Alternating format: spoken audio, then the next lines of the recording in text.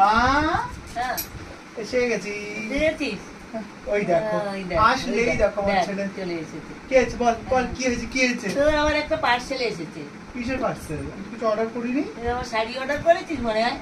না শাড়ি কত অর্ডার করবো আমি? কত শাড়ি এতগুলো কিনলাম। নিতেই থাকিস কাল নিতেই থাকিস। না আমি শাড়ি অর্ডার করিনি, একই কথা বলছো বারবার। এগুলো কোথায় কিসের পার্সেল? এই তো না অর্ডার করলে আসবে কোথা থেকে? কে? আমি কোনো পার্সেল অর্ডার করিনি। তাহলে কে দিয়ে দেবিকা পাঠিয়েছে? বড়ুয়া। হ্যাঁ তাই তো। কে দিয়ে পাঠিয়েছে তাহলে?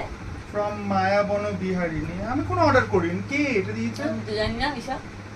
আমি তো ভেবেছি তুই পার্সেল অর্ডার করেছিস। কত অর্ডার করবো আমি? কি শাড়ি পরে কি তো শাড়ি বাবা কি আমি অর্ডার করিনি বলছে, মনে হয় কেউ পাঠিয়েছে। মায়াবন বিহারিণী এম সরকার লেখা। আর ওপেনিং ভিডিও মাস্ট বলছে, ওপেনিং ভিডিও মাস্ট দিতেই বলছে। আমি তো ভেবেছিলাম তুই অর্ডার করেছিস। না না আমি কোনো দেখি। কাঁচিটা দিয়ে তো ছোট।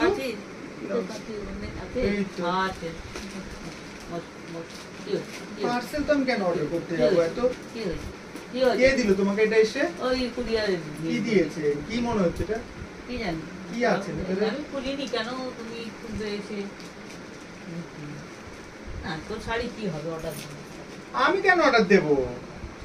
এর আগেও শাড়ি কিনে আনতাম, বলতো বলে আমি বলতাম যে বন্ধু দিয়েছে বা কেউ দিয়েছে, মা বলতো না তুই কিনেছিস। শাড়ি নিয়ে কি করবো? কোথায় আমি শাড়ি কিনলাম? বুঝেছো? দেখি না দেখে তো বলতে পারবো না। হ্যাঁ শাড়ি তো ওকে মা সত্যি তো প্যাকেট প্যাকেট। এই তো মায়াবন বিহারিণী। মা শাড়ি কি বাবা, কি সুন্দর শাড়ি। এই যে কেটেছি যেমন কেটে যেতে আসতে হলো না ঠিক করে তোকে এই তো লেখা আছে দেখো, একটু সামনে দেখা। ফ্রম মহুয়া ধর আসানসোল, দেখা যাচ্ছে লেখাটা? আসানসোল থেকে পাঠিয়েছে, ফ্রম মহুয়া ধর আসানসোল। এই দিদিটা আমাকে আমার পেজে ফেসবুকে আমাকে ছোট বোন হিসাবে বা আমাকে বান্ধবী হিসাবে আমাকে এত ভালোবাসা দিয়েছে। হঠাৎ করে আমাকে এই গিফটটা পাঠিয়েছে, এত সুন্দর। দেখো আমার শাড়িটা, এটা পাঠি বললাম না আমাকে কেমন শাড়িটা? খুব মানাবে তোকে, খুব সুন্দর শাড়িটা। চয়েস আছে হ্যাঁ খুব সুন্দর, তোমার গায়ে পরিয়ে দেখালাম। আমিও পরবো অবশ্যই। তুমি যখন আমাকে ভালোবেসে পাঠিয়েছো, এত সুন্দর, সত্যি সুন্দর কালার আছে শাড়িটা। দেখা যাচ্ছে দেখতো, তোমার দেখিয়ে দেখি। এই যে এরকম, এই যে বডি, এটা হচ্ছে মানে আঁচলটা, তাই না মা? হ্যাঁ এটা আঁচল। আর এইটা দেখি হালুম ছাড়ো, এটা ভালোবাসা পাঠিয়েছে, এরকম করে না। দেখো আঁচলটা খুব সুন্দর, এটা বডিটা খুব সুন্দর কালার কন্ট্রাস্ট। মা আমি তোমাকে বলছি না যে আমাকে কিনিনি। না আমার রাগ হয়ে গেছে, কেন তুই সবসময় কিনে কিনে আনি? না না আমি কিনলাম, আমি বলতাম না যে মা কখন দিল? দুপুরে? হ্যাঁ এত শাড়ি পছন্দ হয়েছে? খুব সুন্দর হয়েছে, আমার খুব পছন্দ হয়েছে। মহুয়া ধর মহুয়াদি তুমি পাঠিয়েছো এত সুন্দর একটা শাড়ি আমাকে গিফট হিসাবে।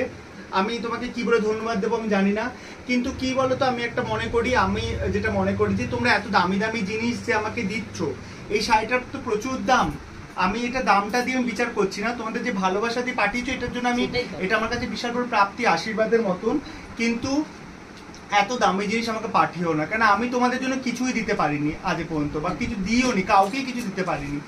তো সেখানটায় দাঁড়িয়ে তোমরা এত কিছু আমাকে পাঠাও, এর আগেও আমাকে অনেকে অনেক কিছু দিয়েছে। তো এটা কোথাও কি আমি লজ্জিত হয়ে যাই, হয়তো আমি ধন্য হয়ে উঠছি, আমি তোমাদের আশীর্বাদ আমি পাচ্ছি এখানটাতে, কিন্তু আমি লজ্জিত বোধ করি যে তোমাদেরকে আমি কিছু দিতে পারি না ভালোবাসা ছাড়া। তোমরা আমাকে ভালোবাসা দিও, আশীর্বাদ করো যাতে আমি সুস্থ থাকি, আমার পরিবারের সাথে ভালোভাবে থাকি। এর বাইরে আর কি বলবো।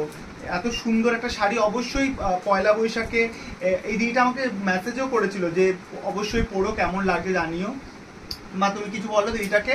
ও দিদিটা আমাকে আবার লিখেও পাঠিয়েছে যে তোমার মায়ের জন্য একটা গিফট পাঠাবো, এরকম করো না, এইটাই আমার মা পরবে, এইটাই পরবে, আমিও পরবো, আমার মাও পরবে, আমরা দুজনে একই শাড়ি পরি, কোনো অসুবিধা নেই। তো এত সুন্দর গিফট দেওয়ার জন্য ধন্যবাদ দিয়ে ছোট করবো না, অনেক বুক ভরা ভালোবাসা নিও, আশীর্বাদ করো যাতে সুস্থ থাকি, মায়ের সাথে থাকি। আর মা তুমিও আশীর্বাদ করো আমার মেয়ে ভালো থাকে, জানো তোমরাও সুস্থ থাকো, ভালো থাকো। হ্যাঁ এত গিফট, দামি গিফট পাঠানোর কোনো মানে আছে? তুমি বলো, এত বিক্রি করলে তোমার পয়সা ভর্তি কি করে? এটা হয়তো যাই হোক, ভালোবাসে দিয়েছে, ভালোবেসে ঠিক। করবো। ঠিক আছে, ভালো থেকো, সুস্থ থেকো, আশীর্বাদ করো, প্রণাম নিও।